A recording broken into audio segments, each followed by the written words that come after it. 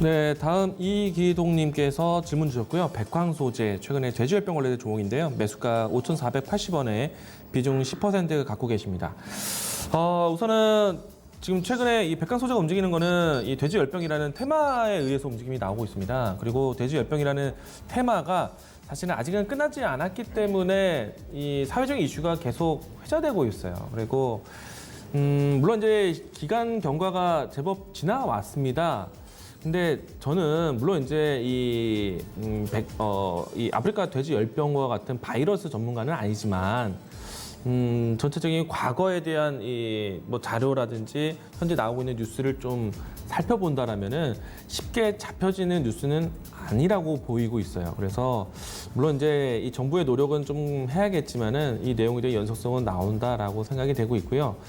다만 이제 어느 농가에 또 어느 돼지의 이 살처분을 기다리면서 확진을 바라면서 이들 종목들을 기다리기에는 조금은 좀 어울리지는 않는 것 같고요. 다만 제가 보는 내용들은 단기 테마주기 때문에 주가에 대한 파동 텐션에 대한 것들을 보면서 설명을 좀 드리도록 하겠습니다. 자, 우선은 주가 이 백화소재를 보도록 하겠습니다.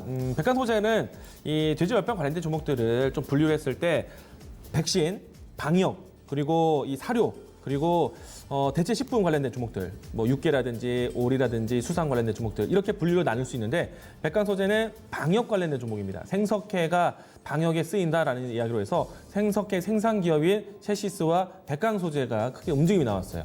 그 두 종목을 본다라면은 누가 또 대장주 역할을 했냐면은 현재 체시스 종목이 대장주 역할이에요. 물론 이제 이 백광소재도 못지않게 단기 상승세 점 상한가도 연출되고 이 연속 상한가가 연출되기도 했습니다.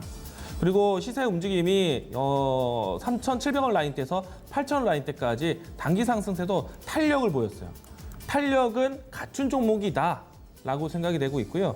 다만 제가 보는 관점에서 본다면 정답을 내리기는 어렵습니다. 테마주의 형태이기 때문에. 다만 현재 위치에서는 기다려보자. 왜냐? 추가적인 조정이 나올 수는 있겠지만은 최근에 와서 주가가 이 하락하는 가운데 거래량이 급감되고 탄력을 좀 잃었지만 매물에 대한 부분들이 크게 출회되면서 주가를 훼손시키진 않았다. 물론 이제 테마주입니다. 추가적인 바이러스에 대한 이야기들이 연속적으로 나와야 될 거예요.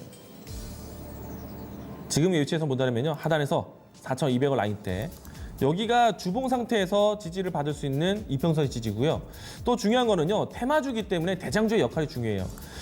체시스가 지금 현재 위치에서 떨어지지 않고 있어요. 그런데 떨어진다라는 자리를 본다라면은 20일 이동평선에 올라오는 위치에서는 반등을 한번 준비를 할 겁니다.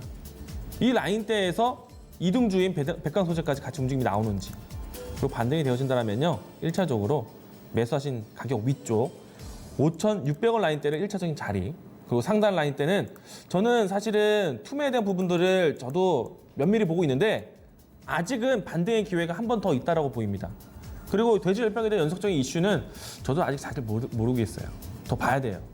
그래서 1차적인 상단에 대한 가격대만 대응 좀 준비한다면은 5,600원대, 6,500원대 중요한 가격대라는 것만 메모해 놓으시고요. 하단에서는 4,200원 라인대까지 변동이 있더라도 좀 기다리셔야 될 것 같습니다.